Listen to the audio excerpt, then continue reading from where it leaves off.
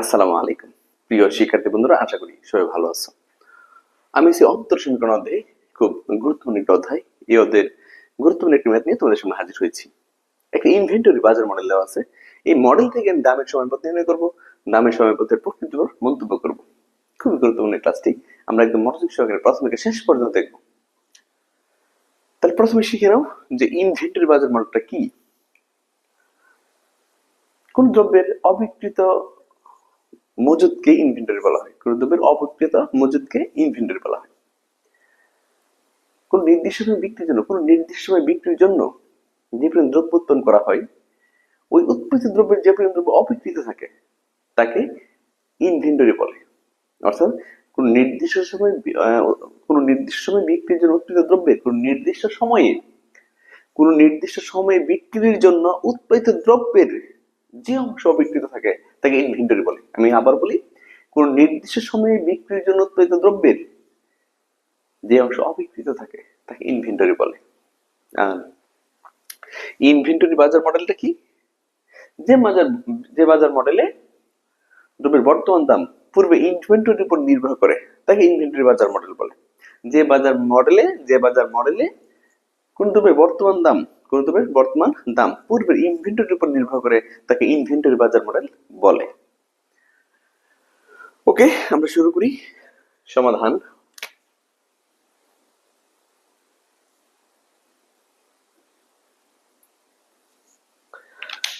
আমরা লিখবো যে দেওয়া আছে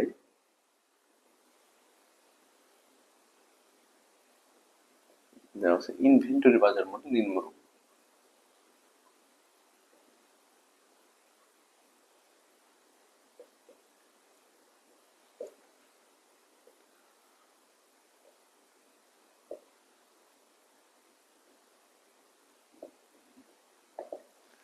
দেওয়া আছে ইনভেন্টরি বাজার মডেল নিম্নরূপ।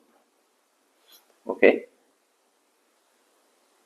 কিউডিটি সমান 120 minus 0.5 PT, QST minus 30 plus 0.3 PT, PT plus 1 সমান পিটি মাইনাস 0.2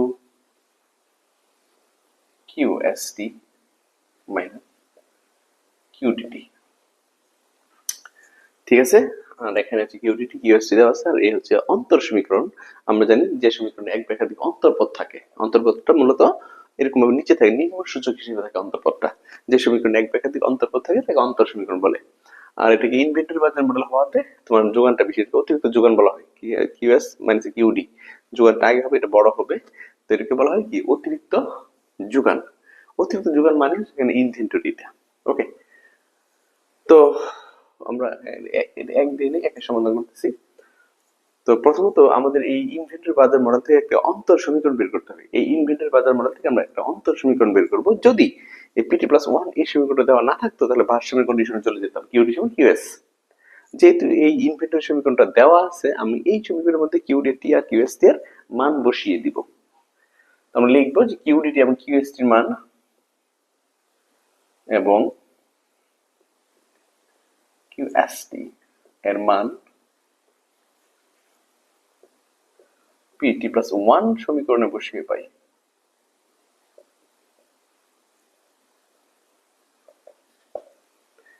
কিউডিটি এবং কিউএসটি মান পিটি প্লাস 1 সমীকরণে বসাই। ওকে, তাহলে বসাও।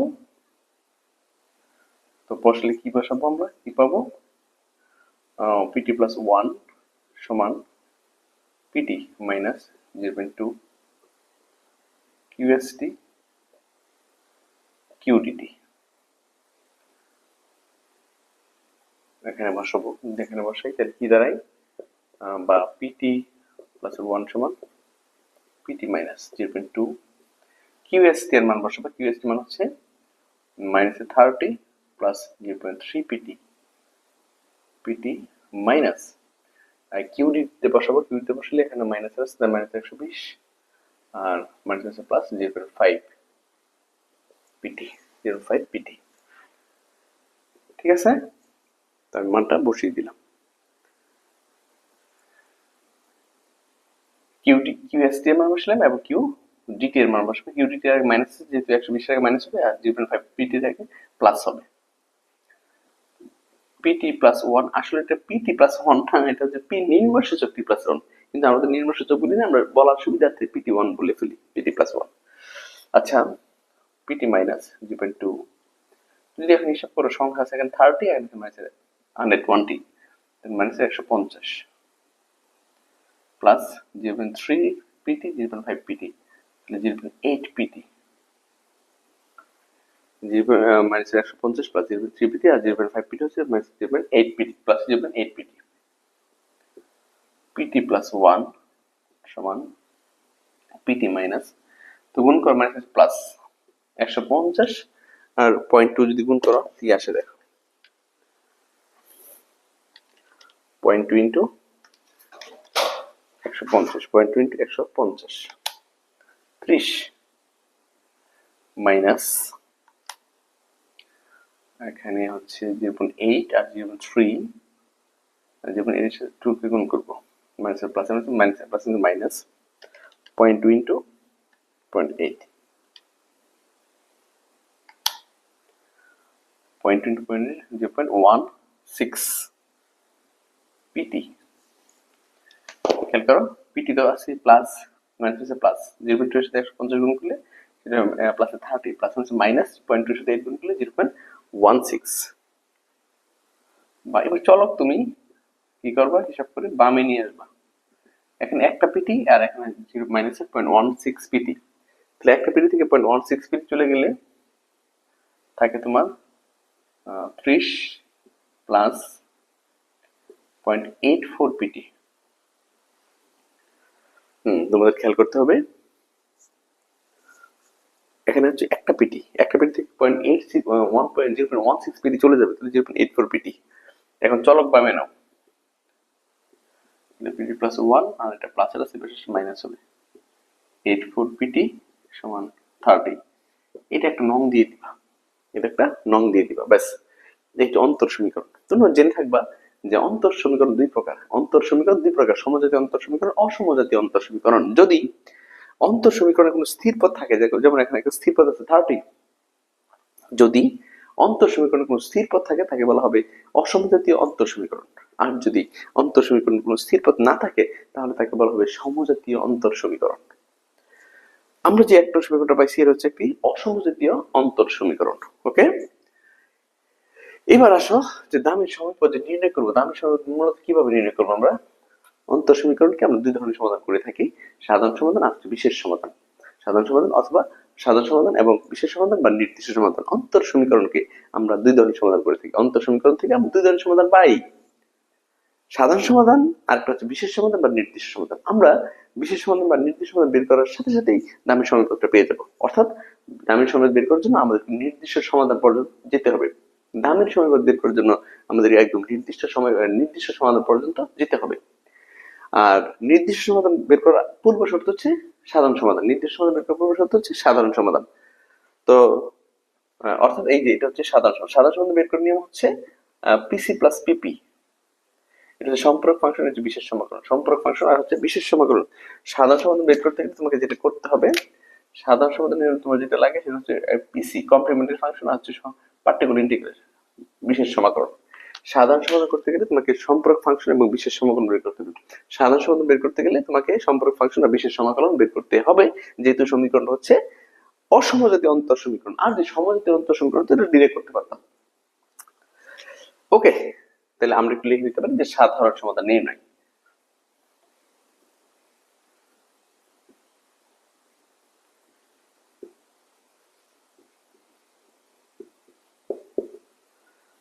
সাধারণ সমাধানের জন্য যেটা লাগবে সেটা হচ্ছে সম্পূরক ফাংশন লাগবে। আমরা একটু লিখে নিব সম্পূরক ফাংশন। সম্পূরক ফাংশন পিসি, পি হচ্ছে অঙ্কের চলক, পিসি নির্ণয়। ওকে, তো সম্পর্ক ফাংশন বের করার জন্য আমাকে যে কাজটা করতে হবে, শুরুতে তুমি মনে রাখবা অন্তর সমীকরণ কোনো সূত্র নাই, শুধু ধাপ। প্রথম ধাপ হচ্ছে সাধারণ সমীকরণ বের করো। আর সাধারণ ধাপ একটা অঙ্কের শিখলে তুমি এদের সব অঙ্ক পারবে, এক অঙ্ক শিখলে সব অঙ্ক পারবা। আর ধাপ আমি একটু বলে দিচ্ছি। প্রথমে সাধারণ সমাধান, আর সাধারণ সমাধানের দুটো বিষয় লাগবে, সম্পর্ক ফাংশন, বিশেষ সমীকরণ, শেষ। এরপর নির্দিষ্ট সমাধান, এই চ্যাপ্টারই শেষ এইটুকু করতে পারলে। তাহলে সম্পূরক ফাংশন বের করবো। আর সম্পূরক ফাংশনের জন্য যেটা করতে হয় সেটা হচ্ছে শুরুতে আমাকে এক নং সমীকরণকে সমজাতীয় অন্তর সমীকরণে রূপ দিতে হবে। আমি লিখবো এক নং সমীকরণকে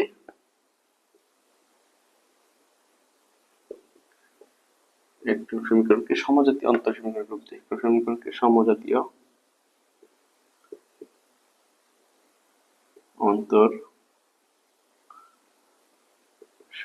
রূপ দিই। একটা সমীকরণকে সমজাতীয় অন্তর সমীকরণে রূপ দিই। এক নং সমীকরণকে সমজাতীয় অন্তর সমীকরণে রূপ দিই। এক নং সমীকরণকে সমজাতীয় অন্তর সমীকরণে রূপ দেই। ঠিক আছে, তাহলে এক নংকে আমি সমজাতীয় অন্তর সমীকরণে রূপ দিয়ে দিব। আর সমজাতীয় অন্তর সমীকরণে রূপ কিভাবে দিব আমি তোমাদের শিখেছি যে স্থির পদ না থাকলে সেটা সমজাতীয় হয়।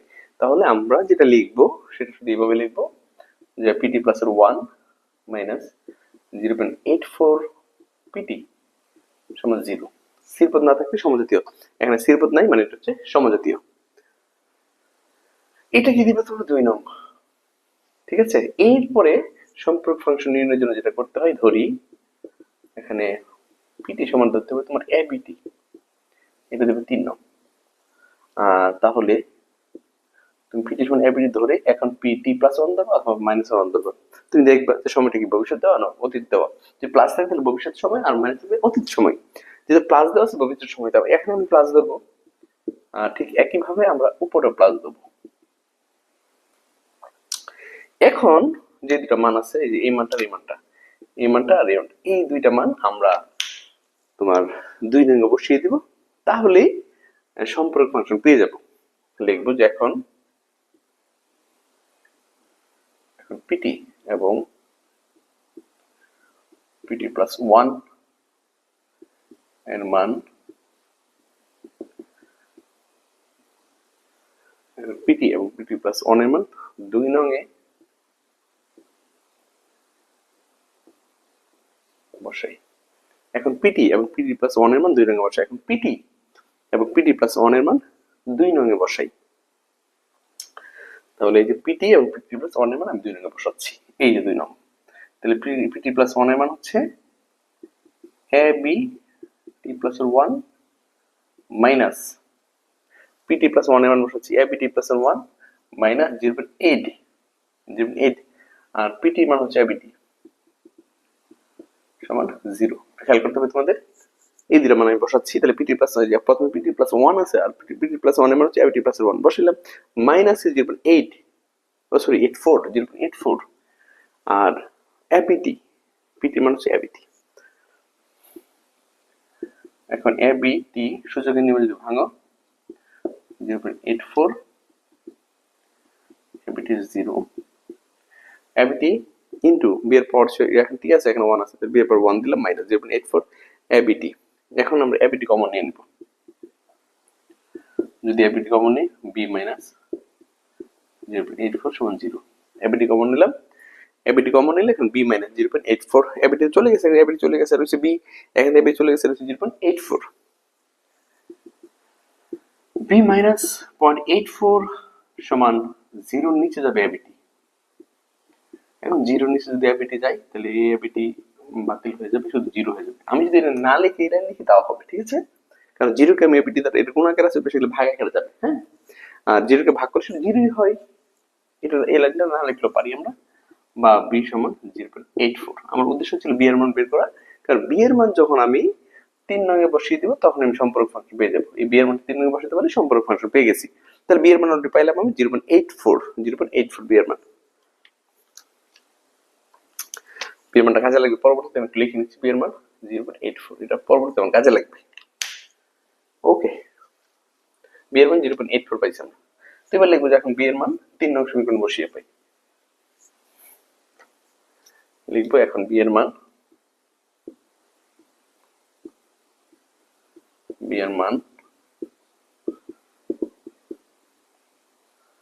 3 নং এ বসাই। যদি 3 নং এ বসাই তাহলে বি এর মান কি পাচ্ছি আমরা? 3 নং এ বসলে পিটি সমান বি এর মান কত পাইছি? 0.84 84 টু দি পাওয়ার t, এটি হচ্ছে সম্পূরক ফাংশন। তো আমি লিখে দিতে পারি যে অতএব সম্পূরক ফাংশন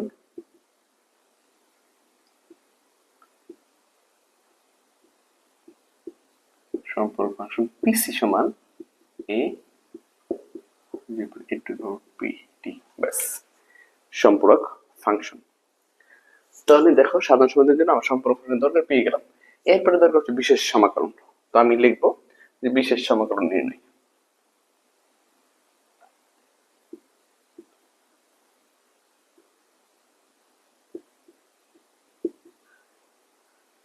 বিশেষ সমাকলন পিপি।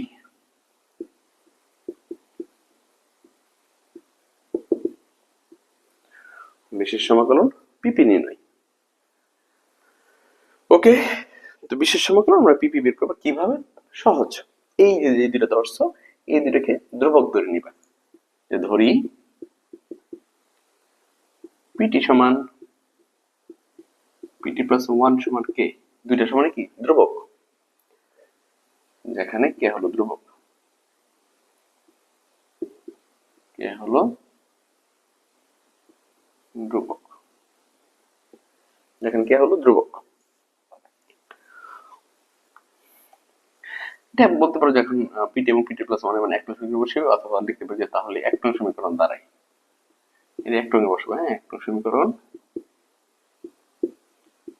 দাঁড়ায় কি দাঁড়ায় দেখো, তাহলে এক নং সমীকরণ দাঁড়ায় এই যে আমার এক নং সমীকরণ এটা দাঁড়াবে, এটা কি দাঁড়াবে দেখো, পিটি পিটি প্লাস 1 মানে কে, তার মানে এইটুকুর মান কে, আবার এইটুকুর মান কে, তাহলে আমরা লিখবো কে মাইনাস 0.84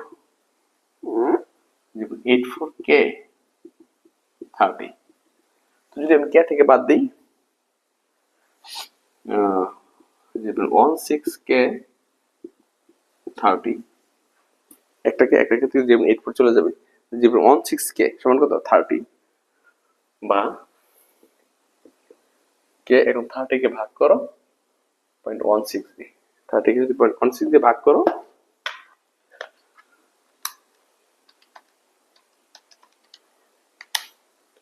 একশো 187.5, এই হচ্ছে তোমার কে এর মান। ঠিক আছে, পিটি পিটি প্লাস 1 এর মান আমি এক নঙ্গে বসিয়ে দিব, পিটি প্লাস 1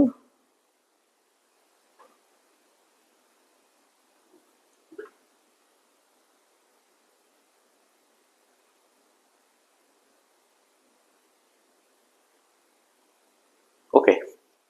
তাহলে আমি 187.5 পেয়েছি কার মান, কে এর মান। এটি হচ্ছে তোমার কি বলে বিশেষ সমাকলন, এটি হচ্ছে বিশেষ সমাকলন। তো আমি দেখে দিতে পারি যত বিশেষ সমাকলন, অতএব বিশেষ সমাকলন পিপি সমান 187.5, এর হচ্ছে বিশেষ সমাকলন। ঠিক আছে, তাহলে আমি সম্পর্ক ফাংশন পাইলাম আর বিশেষ সমাকলন পাই, সম্পর্ক ফাংশন পাইলাম, এইটুকু করে আমি বিশেষ সমাকলন পেয়ে গেলাম। এখন সম্পর্ক ফাংশনের বিশেষ সমাকলন যেহেতু পেয়ে গেছি, তাহলে আমরা টোটাল অঙ্কটা এখন করতে পারবো, শুধু মান বসিয়ে দিলে অঙ্কটা হয়ে যাবে। তাহলে এখন আমরা লিখে দিব যে অতএব সাধারণ সমাধান, অতএব নির্ণেয়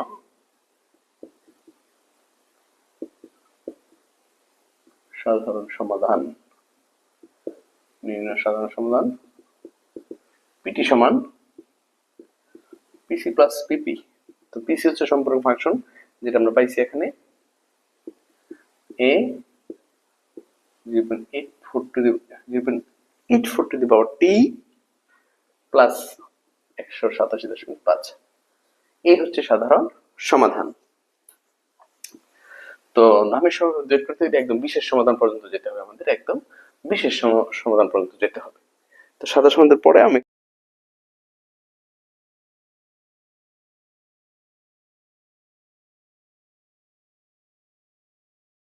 এখানে লিখে দিব যে বিশেষ সমাধান নিয়ে নেয়, বিশেষ বা নির্দিষ্ট সমাধান নিয়ে নেয়। ঠিক আছে, বিশেষ সমাধান বা লিখতে পারি আমরা নির্দিষ্ট সমাধান, একই কথা, বিশেষ সমাধান বা নির্দিষ্ট সমাধান নির্ণয়। ওকে, কিভাবে নির্ণয় করবো, এখানে দেখবো কন্ডিশন দেওয়া থাকে, অনেক সময় কন্ডিশন দেওয়া থাকে না। আমাদের এখানে কন্ডিশন দেওয়া আছে, ঠিক আছে। যেহেতু কন্ডিশন দেওয়া আছে আমরা লিখবো যে দেওয়া আছে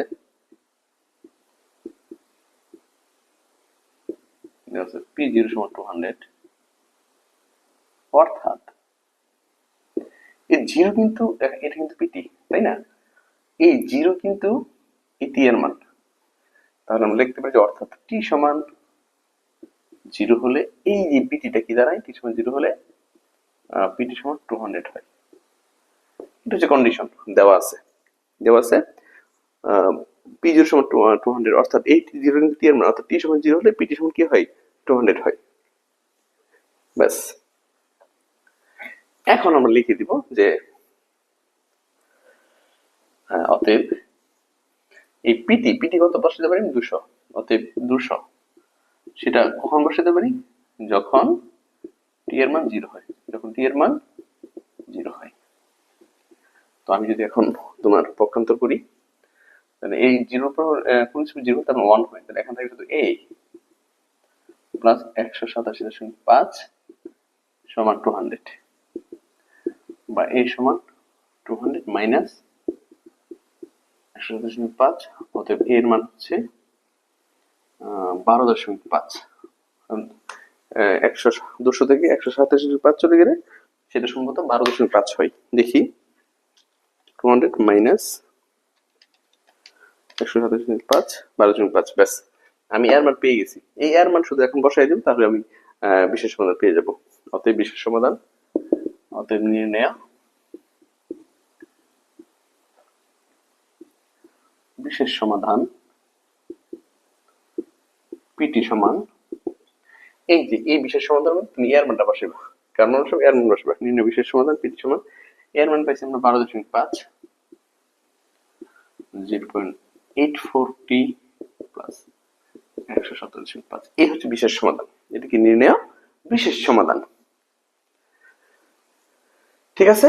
তো বিশেষ সমাধান যেটা পাইছি ওইটি হচ্ছে দামের সময় পথ। তাহলে এইবার আমরা লিখতে পারি যে অতএব দামের সময় পথ, অতএব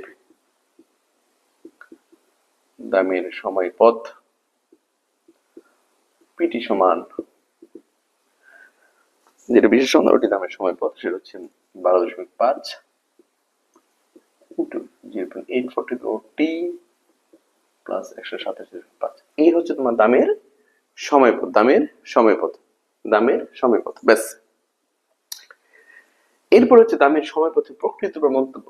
দামের সময় পথে প্রকৃত মন্তব্য 2 নম্বরে যাব আমরা। 2 দামের সময় পথে প্রকৃতির উপর মন্তব্য।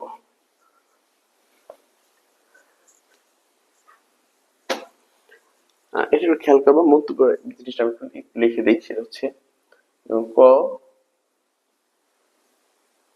লিখলাম বি গ্রেটার দেন 0 হলে দামের সময় পথ দোলায়মান হবে, অদোলায়মান হবে, অদোলায়মান হবে।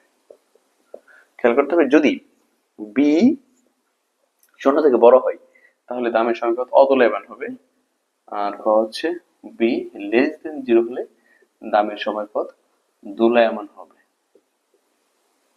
দোলায়মান হবে। ক্লিয়ার? তো দোলায়মান অদোলায়মান এই দুইটা থেকে আসবে একটা কন্ডিশন, একটা মন্তব্য আসবে। দুটো থেকে দোলায়মান অদোলায়মান থেকে একটা মন্তব্য আসবে। আবার দেখো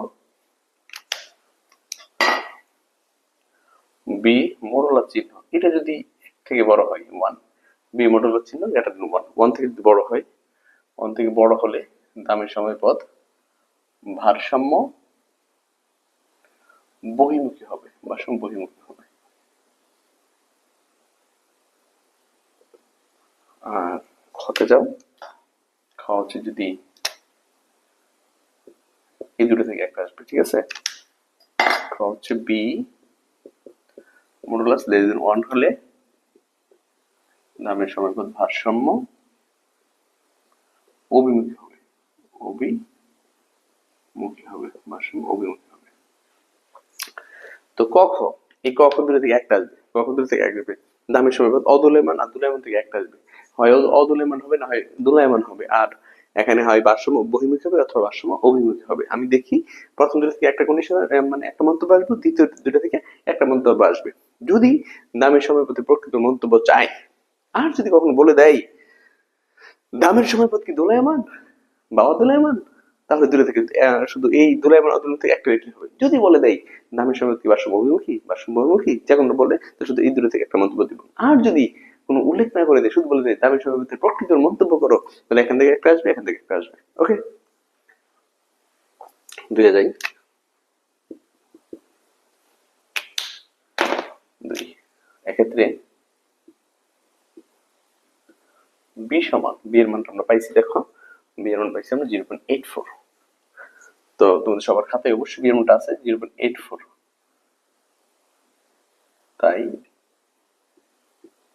দামের সময়ের পথ যেহেতু শূন্য থেকে বড়, এটা শূন্য থেকে কি বড়, যে মিনিট শূন্য থেকে বড়, দামের সময় পথ অদোলায়মান।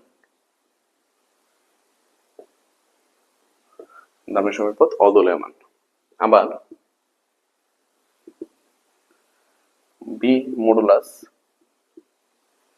84, 0.84 এর অবশ্যই এক থেকে ছোট, এক থেকে ছোট।